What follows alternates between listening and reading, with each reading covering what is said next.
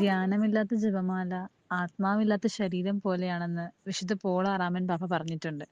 ശരിക്കും ആത്മാവില്ലാത്ത ശരീരം എന്ന് പറഞ്ഞു കഴിഞ്ഞാല് ഫിസിക്കലിയും മെന്റലിയും ഒന്നും ചെയ്യാൻ പറ്റാത്ത അവസ്ഥയാണല്ലേ. അങ്ങനെയാണെങ്കിൽ നമുക്ക് ചില സമയത്ത് കൊന്തയൊക്കെ ചൊല്ലുമ്പോ മടി അലസതയൊക്കെ തോന്നുമല്ലേ.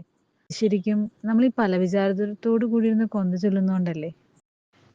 ഈശോയുടെ ജനനം മുതൽ ഉത്ഥാനം വരെയുള്ള രഹസ്യങ്ങൾ ഓരോന്നും ഒന്ന് ധ്യാനിച്ചുകൊണ്ട് ചൊല്ലി നോക്കിയേ. എന്തൊരു എഫക്റ്റീവ് ആയിരിക്കുമല്ലേ നമ്മൾ ചൊല്ലുന്ന ആ ഒരു കൊന്ത. അതുപോലെ തന്നെ ഒന്ന് ശ്രദ്ധിച്ച് ചൊല്ലിയാൽ മനസ്സിലാവും. നമുക്ക് വേണ്ടി ഈശോയുടെ മാധ്യസ്ഥം അപേക്ഷിക്കാനായിട്ട് നമ്മൾ തന്നെ അമ്മയുടെ മാധ്യസ്ഥം തേടുന്നതല്ലേ ഓരോ നന്മ നിറഞ്ഞ മറിയവും.